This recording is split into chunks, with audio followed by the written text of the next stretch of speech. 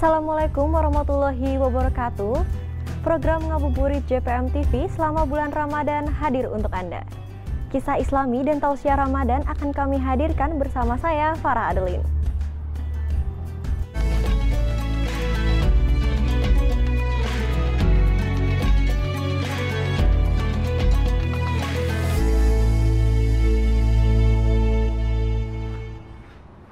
Masjid Dian Al-Mahri atau Masjid Kubah Mas menjadi masjid ikonik di kota Depok, Jawa Barat. Selain memiliki kubah yang berlapis emas 24 karat, masjid ini juga memiliki filosofi yang melambangkan ajaran Islam. Kami akan hadirkan untuk Anda pesona Masjid Dian Al-Mahri berikut ini.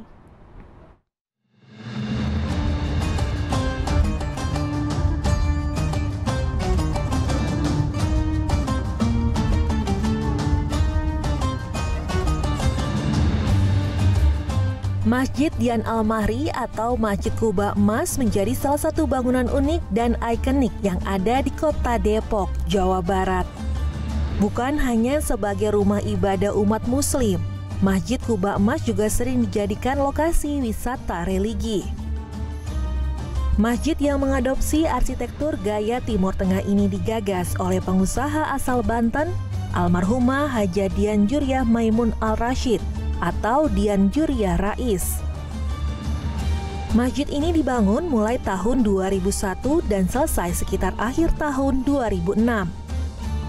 Masjid Kubah Emas dibuka untuk umum pada 31 Desember 2006 yang kala itu bertepatan dengan Idul Adha. Aslinya masjid ini bernama Masjid Dian Al-Mahri yang diambil dari nama pendirinya. Namun oleh masyarakat sekitar sering disebut dengan Masjid Kubah Emas. Sebutan Masjid Kubah Emas lantaran dari 5 kubah yang ada pada bangunan masjid, semuanya berkilau karena dilapisi emas. Bentuk kubah utama pun sekilas tampak seperti kubah Taj Mahal di India atau kubah-kubah masjid khas Persia. 5 kubah di Masjid Dian Al-Mahri dilapisi emas 24 karat setebal 2 hingga 3 mm. Emas yang digunakan untuk melapisi kubah masjid didatangkan langsung dari Italia. Dengan 5 kubah berlapis emas 24 karat, Masjid Dian Al-Mahri merupakan satu dari 7 masjid di dunia yang berkubah emas. Ya, kalau kubahnya itu memang dilapisi dengan emas ya. Kubahnya itu ada 5 kubah. Dan ada 5 kubah menara juga yang dilapisi dengan emas. Makanya kenapa dinamakan Masjid Kubah Emas, karena memang kubahnya itu benar-benar dilapisin dari emas ya. Dan emasnya itu seperti mosek, udah dicampur ya, dan ditutupin dengan kaca. Jadi untuk melindungi cuaca, panas dan hujan itu dilindungi kaca, jadi tidak gampang rusak. Selain kubah masjid yang dilapisi dengan emas, 6 menara berbentuk segi 6 yang menjulang setinggi 40 meter juga dilapisi emas 24 karat. Tak hanya itu, hiasan kaligrafi di langit-langit dan relief hiasan di mihrab juga dilapisi dengan emas 18 karat. Masjid yang ikonik di kota Depok, Jawa Barat ini memiliki filosofi yang dapat dilihat dari kubah dan menara masjid. Filosofi ini menggambarkan rukun Islam dan rukun iman. Ya sebenarnya keistimewaan sih nggak ada, cuman kan masjid ini ada filosofinya, yaitu mempunyai 5 kubah yang dilapis dengan emas, melambangkan dari rukun Islam, dan mempunyai 6 menara yang dilapis dengan emas juga ujungnya, itu melambangkan dari rukun iman. Dan di kaki kubah utama ada 33 jendela, yang mana setiap satu jendela itu bertuliskan 3 nama-nama Allah. Jadi kalau dikali 33 sama dengan 99 atau Asmaul Husna. Terdapat 1 buah makam di sekitar area Masjid Dian Al-Mahri. Makam tersebut adalah makam almarhumah Haja Dian Juriah Rais binti Haji Muhammad Rais, pendiri Masjid Kubah Emas. Makam ini dapat dikunjungi oleh siapapun. Hampir setiap hari selalu ada peziarah yang datang ke makam pendiri masjid.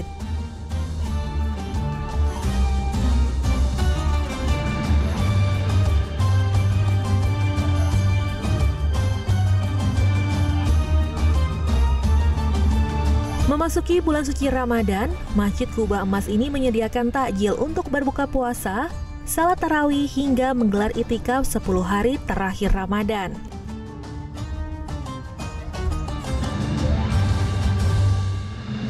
Ya, untuk Ramadan sendiri pertama itu tarawehnya kita satu malamnya 1 juz, dan di hari ke-21 atau 10 hari terakhir kita mengadakan itikaf. Itikaf itu diawali dari jam 2 pagi, kita ada muhasabah atau maidoh hasanah yang disampaikan oleh Ustadz dan Kiai. Setelah itu sholat malam berjamaah. Setelah itu kita lanjutkan dengan sahur bersama, yang mana sahur itu sudah disiapkan dari masjid dan itu tidak dipungut biaya.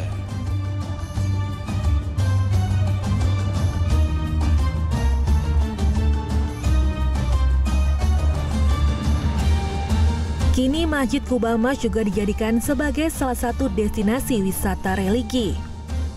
Masjid Kubah Emas ini selalu didatangi oleh para pengunjung atau jemaah yang datang dari berbagai daerah di Indonesia untuk beribadah dan berwisata religi di Masjid Dian Al-Mahri.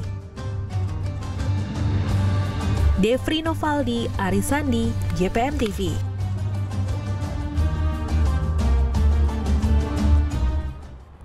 Usai jeda, kami hadirkan kemegahan Masjid At-Thohir untuk Anda. Tetap bersama kami di Ngabuburit.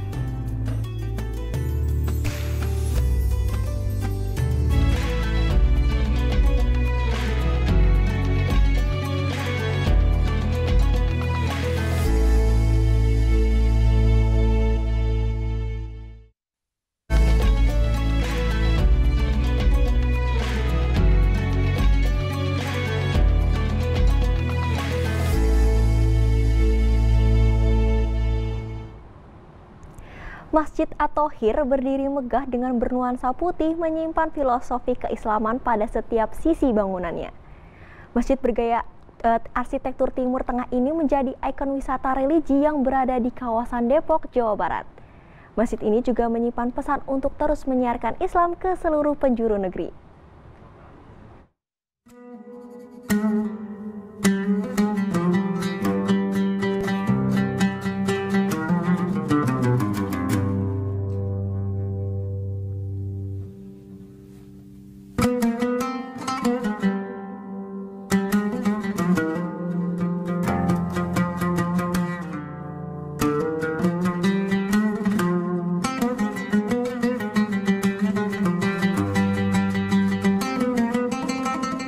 Bangunan masjid berdiri kokoh, indah, dan bernuansa serba putih ini bernama Masjid At-Thohir.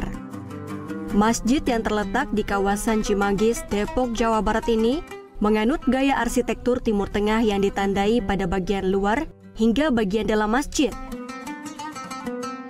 Masjid ini didirikan oleh kakak beradik Garibaldi Thohir dan Erick Thohir. Melalui Yayasan Muhammad Thohir, kedua kakak beradik ini ingin mewujudkan cita-cita sang ayah, Muhammad Edi Thohir, yang semasa hidupnya ingin membangun sarana dakwah dan ibadah. Selain itu, pendirian masjid ini sebagai bentuk bakti anak kepada orang tuanya.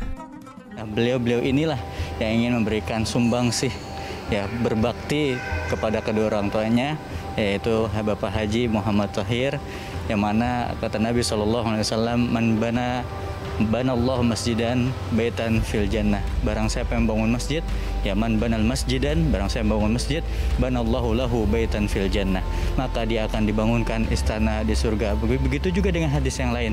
Kata Nabi SAW, idza matal insan, apabila seorang manusia itu meninggal dunia, inqata amaluhu, dia itu terputus seluruh amalnya, illa min salasin, kecuali 3 perkara. Yang pertama yaitu sedekah jariyah, sedekah jariyah, yaitu ini masjid yang luar biasa.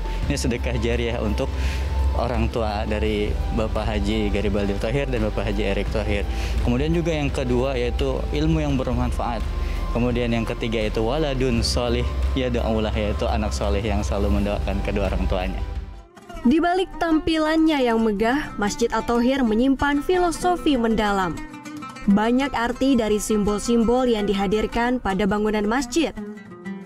Terdapat 29 kubah dengan satu kubah besar di tengah dan 4 menara setinggi 40 meter. Ini memiliki arti dan makna yang mengingatkan pentingnya arti keluarga dalam membentuk karakter Islam. Nuansa putih pada bangunan Masjid At-Thohir juga melambangkan kesucian.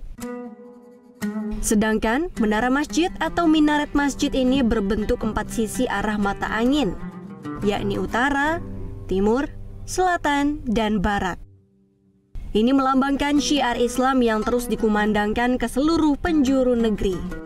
Sini ada kubah yang berukuran besar, yaitu melambangkan bahwa seorang ayah yang menopang, ya, yang menjadi pemimpin, jadi imam bagi keluarganya. Kemudian juga ada 3 kubah ukuran sedang, yaitu menunjukkan putra-putrinya. Kemudian ada juga yang kubah-kubah kecil itu menunjukkan anak cucu keturunannya. Ya, kemudian ibu dilambangkan dengan pondasi sebagai apa? Sebagai penopang, pemersatu keluarga semuanya ini. Gitu.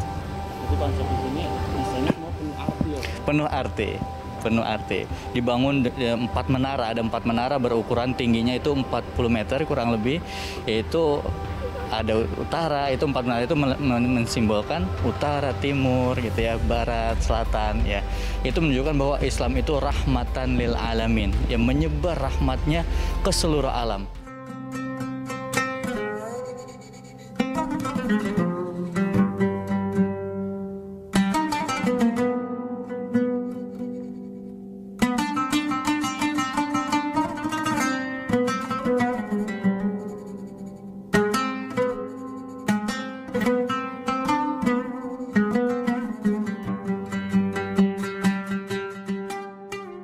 Kemegahan begitu terasa saat memasuki bagian dalam masjid.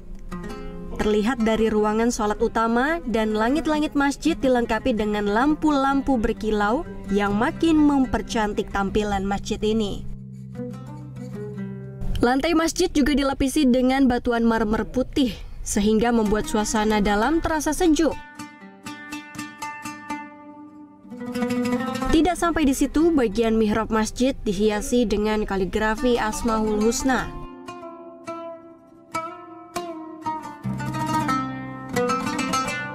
Untuk tempat berwudu juga dibuat dengan gaya modern dan terlihat mewah.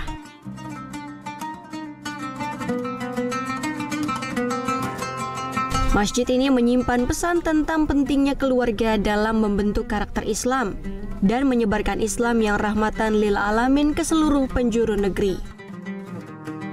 Keberadaan Masjid At-Thohir tentunya bisa menjadi tempat wisata religi, tidak hanya masyarakat sekitar, tetapi masyarakat Indonesia. Tim Liputan CPM TV.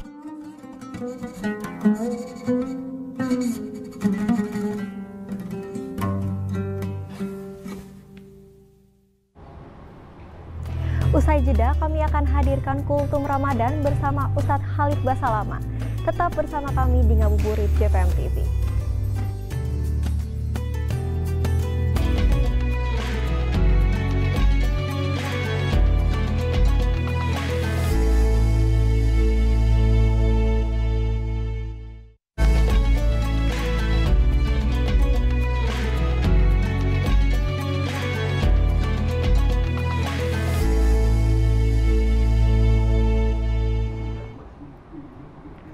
Allah Subhanahu wa Ta'ala memberikan pahala sebanyak-banyaknya pada hambanya yang ketika bulan suci Ramadan. Kita simak bersama tausiah Ramadan yang akan disampaikan oleh Ustadz Khalid Abdullah Basalamah berikut ini.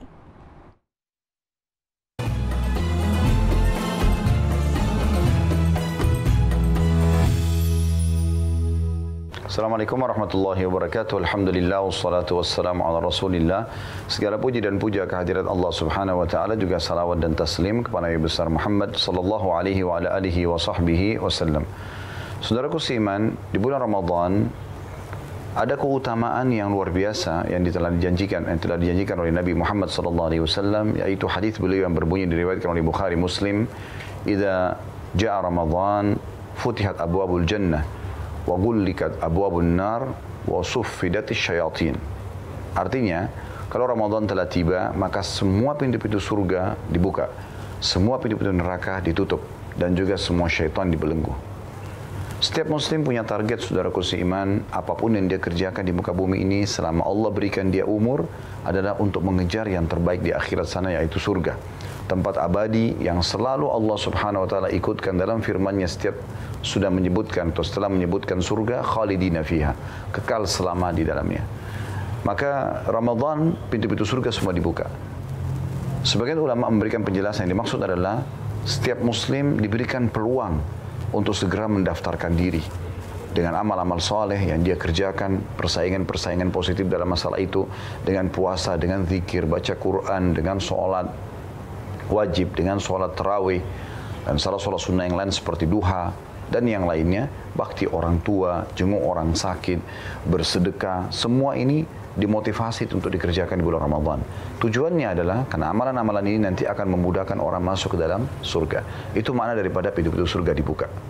Itu juga dengan semua pintu neraka ditutup. Dalam sebuah riwayat yang lain kata Nabi SAW, kalau tiba Ramadan maka Allah perintahkan sosok malaikat untuk menyeru mengatakan, wahai pelaku maksiat, berhentilah. Karena pada saat itu Ramadan, pintu-pintu surga, pintu-pintu neraka sedang ditutup. Artinya, umumnya orang kalau melakukan pelanggaran di bulan Ramadan, misalnya ada orang berzina, ada orang tidak berpuasa, misalnya dia makan dan minum, atau apa saja pelanggaran-pelanggaran yang kira-kira setiap muslim sudah tahu secara umum, maka muslim yang lain akan mengingatkan dia, akan merangkul dia agar jangan dia melakukan perbuatan salah tersebut. Tujuannya agar dia jauh dari api neraka. Begitu juga dalam hadits ini disebutkan sosok yang selalu menggoda manusia agar sesat, agar jauh dari Allah Subhanahu wa taala, itu syaitan. Semuanya dibelenggu sehingga mereka tidak ada luasa menggoda, seleluasa menggoda di luar Ramadan. Nah, ini adalah hal yang luar biasa, sebuah bonus dari Allah Subhanahu wa taala. Kesempatan emas Anda mendaftar ke surga, kesempatan emas menghapus nama Anda dari api neraka, ya, selamatkan dari api neraka, dan kesempatan emas untuk selamat dari godaan-godaan syaitan. Perlu dititik beratkan poin penting. Kalau seseorang melakukan selalu perbuatan baik yang akan membawa dia ke surga, maka dia akan sangat bahagia, tentram. Karena memang semua amal baik itu membawa pada ketentraman, seperti jujur, amanah, tanggung jawab, bakti sama orang tua, jenguk orang sakit, berbagi membantu orang yang susah, dan hal-hal yang lainnya. Begitu juga dengan pada saat orang membaca Al-Quran, berzikir, berdoa, dia akan ada kebahagiaan dan ketentraman. Begitu juga semua perbuatan buruk yang memang di Ramadan dianjurkan untuk ditinggalkan, yang bisa membawa pada neraka, seperti berbohong, mencuri, menggibah atau gunjing, memfitnah, memukul, membunuh, semua ini dilarang dalam agama Islam. Dan di Ramadan lebih ditekankan lagi agar kita selamat dari api neraka. Begitu juga pada saat syaitan-syaitan dibelenggu. Artinya, kalau selama Ramadan Anda maksimalkan beribadah, pas tiba di Idul Fitri, jarak Anda dengan syaitan adalah 1 bulan. Jadi ini sangat jauh. Selepas Idul Fitri, Anda tinggal terus melanjutkan estafet lari Anda, ya, yang Anda sudah lakukan di bulan Ramadan, maka syaitan sulit sekali mengejar Anda karena Anda sudah sangat jauh dengan dia. Sayang sekali banyak orang muslim begitu Idul Fitri lisannya mengatakan alhamdulillah, tapi alhamdulillah bukan karena siap mengaplikasikan ilmu Ramadan yang sudah didapatkan, tapi alhamdulillah karena sekarang sudah lepas tanda kutip dari belenggu ibadah, sehingga dia stuck di tempatnya, dia tidak bergerak dari tempat itu karena mulai vakum lagi dari ibadah-ibadah, dan akhirnya didekati oleh syaitan kembali dan menggoda dia dan menyesatkan dia kembali. Oleh karena itu teman-teman sekalian, maksimalkan bulan Ramadan ini dengan mengejar amal-amal yang membawa Anda ke dalam surga, menyelamatkan Anda dari api neraka, dan juga menyelamatkan Anda dari godaan-godaan syaitan. Semoga bermanfaat. Subhanakallahumma bihamdika asyhadu an la ilaha illa anta astaghfiruka wa atubu ilaik. Wassalamualaikum warahmatullahi wabarakatuh.